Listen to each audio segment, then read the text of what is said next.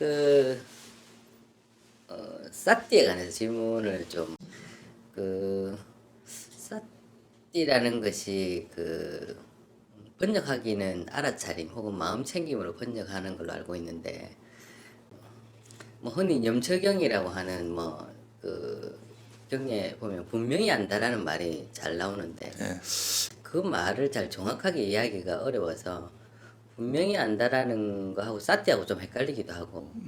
그 분명히 안다라는 것의 번역어가 아마 삼빠잖아요. 그 원어가. 예. 그래서 지금 이제 아까 그게 다 연결이 되는데 사띠를 이제 보통 알아차림으로도 번역하는데 사실 이게 사띠의 번역어로 알아차림은 적합하진 않아요. 원래 그 알아차림이라는 단어는 인지작용이 들어가잖아요. 알아서 알아챈다, 알아서 파악한다, 의식한다 이런 의미가 같이 들어있는 거거든요. 그래서 사실 그거는 사띠의 번역이라기보다 오히려 삼빠자나의 번역으로 더 적합한 거예요. 사띠 삼빠자나가 있잖아요. 이 삼빠자는 이제 알아차림이라고 하는 건 일종의 지혜의 영역이거든요.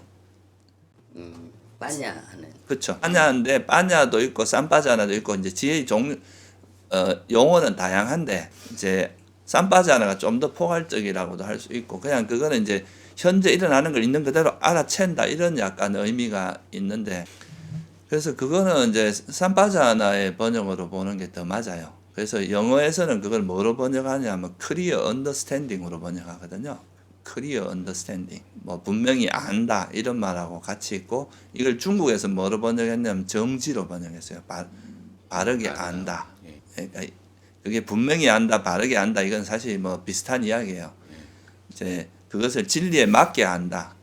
그러니까 이제 부처님의 법답게 안다 이런 의미가 포함되어 있는 거거든요.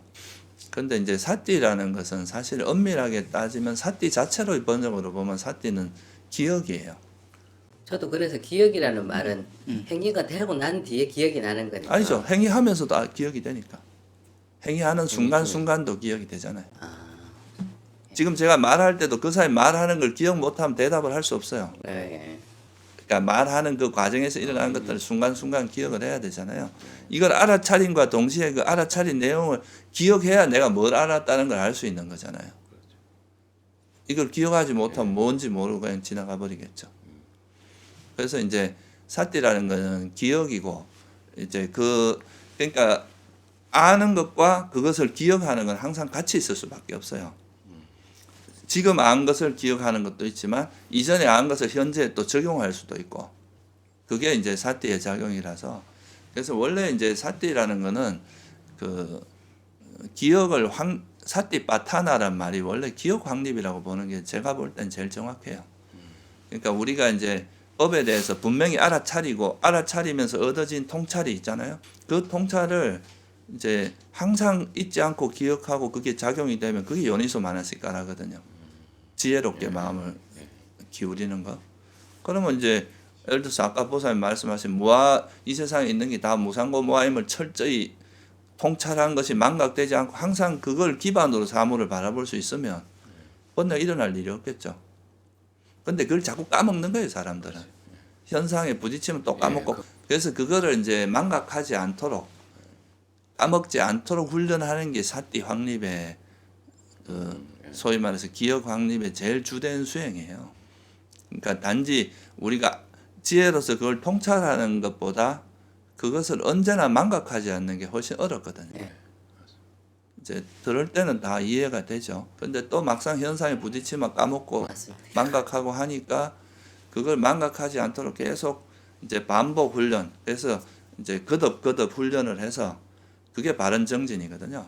이게 이제 마음에 정착이 되고 그게 이제 다시는 망각되지 않을 정도로 거의 막 무의식적으로 그러니까 일어날 이게 내가 의도적으로 노력하지 않아도 저절로 그러니까 이루어질 수 있을 정도의 그런 훈련이 되면 그게 이제 사띠 빠타나 기억이 확립됐다 그렇게 이야기하는 건데 그래서 보통 보면 이제 윗바사나 하는 사람들도 이제 조금 뭔가 어떤 경계를 체험하면 그걸 갖고 막 무슨 수다원이 됐다 사다원이 됐다 이렇게 이제 이야기하는 경우가 있는데 그거는 이제 상당히 좀 위험한 발상이고 사실 그 이거는 완전히 이제 마음에 그런 게 확립돼서 적어도 그런 게 이제 최소한 그 부처님의 그 바른 견해가 절대 어떤 때라도 거의 망각되지 않을 정도는 돼야 수다원이라고 하는 거거든요.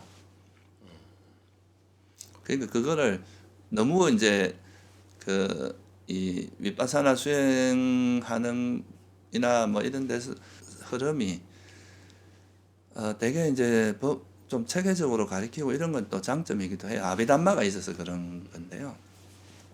근데 또 어떤 면에서 너무 쉽게 인정을 해줘.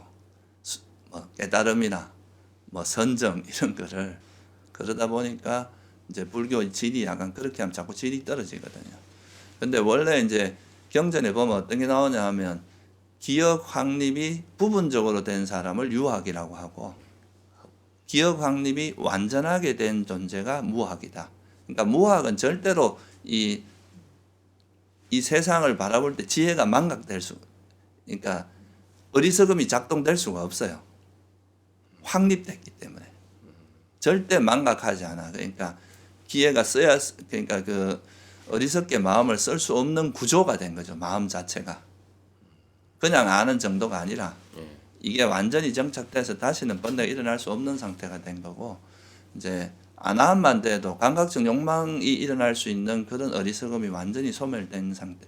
다시는 그런 감각적 욕망을 행복이라 생각하는 이런 그게 망각될 수가 없는 거죠. 감각적 욕망이 괴로움이라는 그 사실이. 근데 그 수행이 어느 정도 다 하면 그걸 본인이 알게 됩니까? 그건 이제 자기가 이제 뭐 자기한테 일어나는 번뇌를 보면 알잖아요. 욕망이 일어나는지 뭐 그런 걸 보면 제일 대표적으로 뭐 화라든가 집착이라든가 이런 게 일어나면 아직 뭐 한참 멀었다고 봐야죠.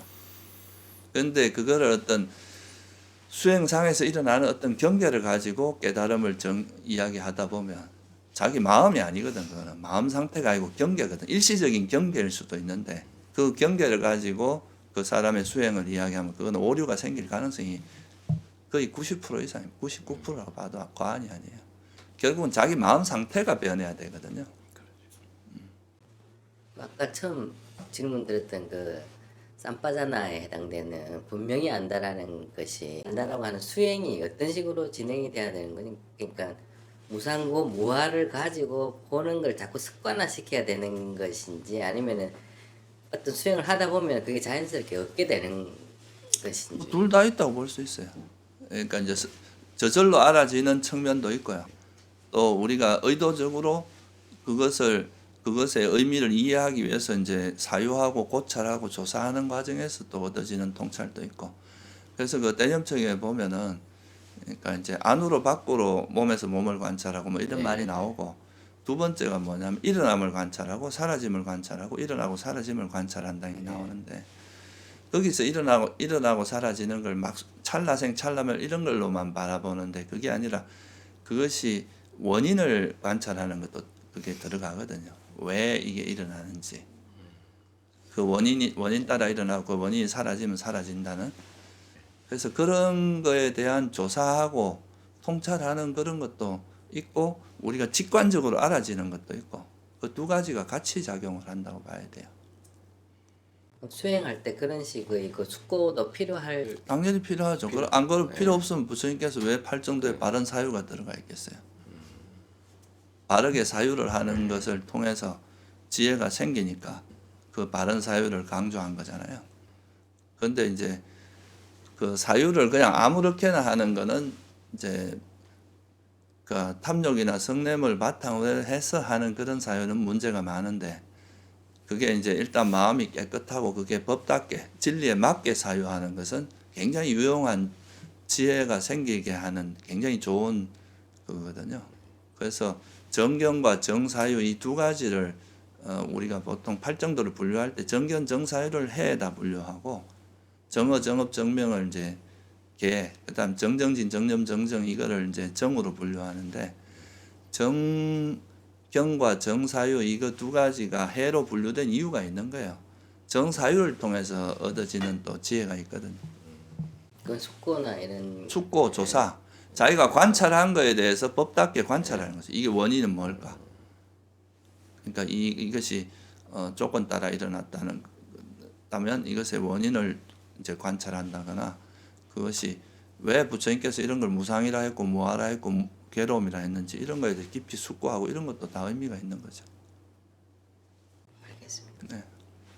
사실 팔리어에서 보면은 그 사띠의 그 의미는 되게 간단해요. 실제 인도에서는 그게 기억의 뜻이거든요. 사띠라니 잊지 말고 항상 내가 염두에 둬라. 이 말을 절대 잊지 마라. 명심해라. 뭐 이런 말이 다 기억의 다른 모습이잖아요.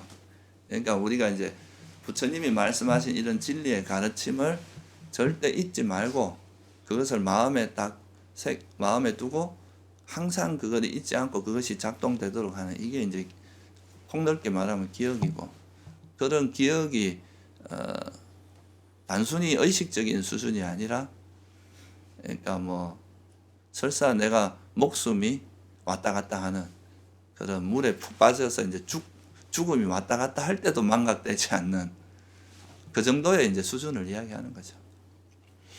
죽을 때 다 돼서 두려움이 일어났다. 이거는 벌써 망각된 거거든요. 그 지혜가 망각된 상태잖아요. 그러니까 이제 그런 정도 수준의 그 공부를 이야기하는 거예요. 사태는 실제로 중국에서도 정념으로 번역했는데 그 정념이 기억념자거든요. 우리가 불 할 때 그것도 기억하는 거예요. 부처님 명호를 부처님을 기억하는 거고. 그러니까 그 염자가 정사유는 정사라고 했고 그렇잖아요. 그런데 이제 사띠를 정념으로 했는데 이 같은 단어를 중국 사람들이 바보가 아닌 이상 같이 쓰지는 않을 거 아니에요. 그러니까 이제 정념이라고 할 때 그때 염자는 기억할 염자예요. 그리고 실제로 설일체 유고에서도 사띠를 뭐로 번역을 했느냐 하면 억념으로 번역했거든요. 기억할 억자에다가 생각이 이제 염자해서 그 억념이라는 뜻이 잊지 않고 단단히 기억함 이런 뜻이에요. 그런데 그게 이제 제가 볼 때는 이제 영어로 번역하면서 이걸 마인드풀리스로 번역을 했잖아요. 그러니까 사띠를. 그런데 그러면서 이 마인드풀리스가 이제 우리나라에서 번역이 될 때 우리나라에서는 화두 챙겨라 뭐 이런 말을 많이 했어요. 수행자들한테 챙겨라. 챙긴단 말도 어떤 면에서는 그게 기억하는 거예요. 물건 잘 챙겨라. 이건 물건 잊지 말라 이 말이잖아요. 그러니까 화두를 안 잊어버리고 화두를 잘 챙기라는 거니까. 그래서 그걸 이제 챙김이고 마인드풀리스니까 이걸 마음 챙김 이런 식으로 좀 번역을 한 것 같아요. 근데 어쨌든 그것도 뭐 다 이제 기억의 한 모습이니까. 근데 정확히 보면은 이제 폭넓게 수행의 관점에서 보면 좀 챙김 이런 단어가 좀 더 와닿는데, 근데 그 원래 의미는 그냥 기억이에요. 절대 잊지 않고 기억하는 거. 그걸 뭐 우리나라 말로 하면 불망이라고 할 수도 있죠. 잊지 않는 거. 사띠를 기억이라고 이제 생각을 하려니까 기억을 내가 어떻게 인식을 하고 있느냐가 중요한 사람마다 다 다른 것 같은데, 그래서 아까 이 거사님도 기억하면은 저도 그렇고 옛날 거를 끄집어낸다 하는 그런 인식을 하고 있어요. 그러니까 지금 내가 호흡하는 걸 기억한다 하니까 조금 생소하게 들렸어요. 그 말씀이. 그래서 그렇죠. 그래서 아마 사띠에 대해서 사람들이 저도 그렇지만은 정확하게 이렇게 내 거가 되기가 굉장히 어려운. 그래서 그게 이제 그런 것들 때문에 사람들이 아까 이제 기억이라는 말이 가지고 있는 기존에 사용되는 어감이 있잖아요. 그것 때문에 이제 그런 식으로 보통 표현을 하는데, 근데 이게 딱 떨어지는 말은 아닌데, 현대 이제 뇌과학에서 보면 기억에서 기억도 이제 단기 기억이 있고 장기 기억이 있고 또 뭐 암묵 기억이라 그래가지고 일종의 무의식에 가까운 그런 기억의 형태로 나누는데, 그 중에 하나가 이제 뭐냐 하면은 우리가 지금 내가 그 사람하고 대화하면서 하는 이 지금 내가 말하는 것도 내가 말에 대해서 말을 하면서도 내 말에 대한 기억이 안 되면은 앞뒤가 안 맞을 거 아니에요, 그죠? 예, 그러니까 이렇게 하면서 하는 거고, 또 호흡도 지금 이 호흡이라는 걸 기억한다는 건 이 호흡을 잊지 않는다. 이 호흡을 이제 딱 잡고 있다 이런 의미하고 관계 있거든요.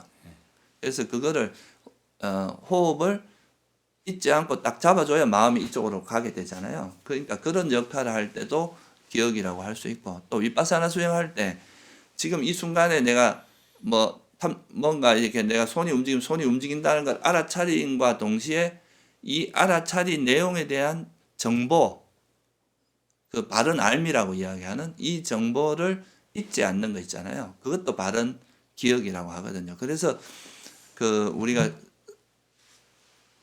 개념 적용에 제일 많이 나오는 단어 중에 하나가 사띠 쌈빠자나잖아요. 그러니까 또는 쌈빠자노 사띠 이렇게 이야기하거든요. 두 개의 순서는 좀 다를 수 있어요.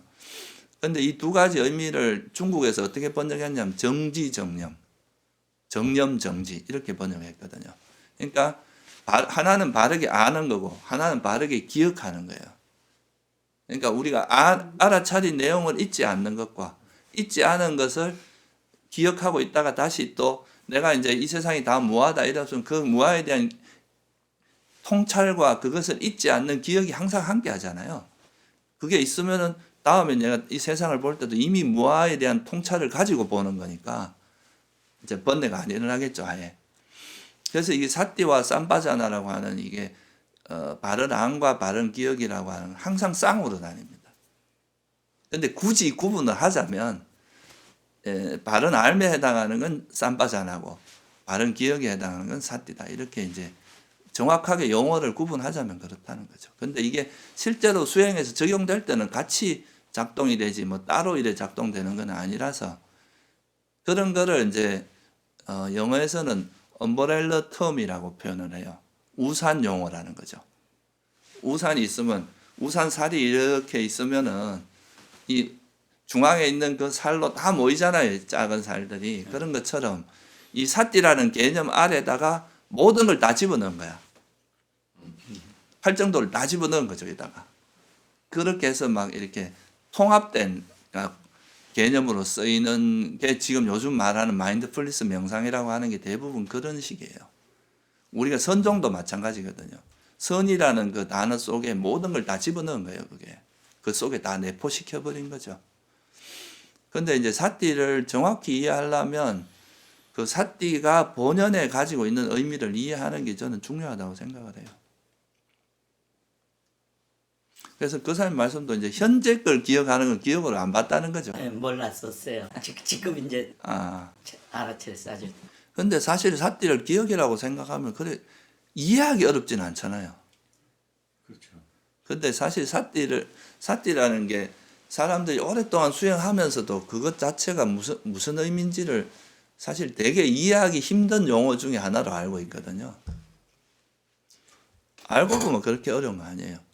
그러니까 그 우리가 자아라는 개념도 사실 기억이 없으면 형성이 안 됩니다. 어릴 때부터 내 몸이나 내가 생각했던 그런 걸 다 이렇게 총체적으로 나라고 생각하는 거거든요.